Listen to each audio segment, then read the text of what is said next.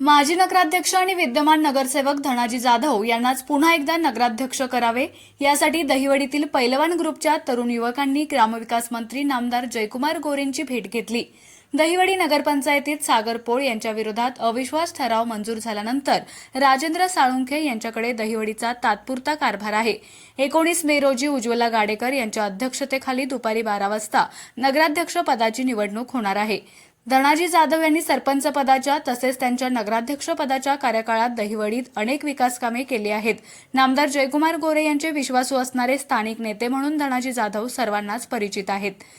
त्यामुळे ते दहिवडीचा विकास जलद गतीने करतील असा विश्वास तरुणाईला वाटल्याने त्यांनी धनाजी जाधव यांचे समर्थक मित्र आणि पैलवान ग्रुपचे अनेक तरुण युवक धनाजी जाधव यांना नगराध्यक्ष पद देण्यात यावे यासाठी जयकुमार गोरे यांना बोराटवाडीत त्यांच्या निवासस्थानी जाऊन भेटले। यावेळी ग्रामविकास मंत्री नामदार जयकुमार गोरे यांनी सर्वांशी चर्चा करून यावर तोडगा काढू असे सांगितले।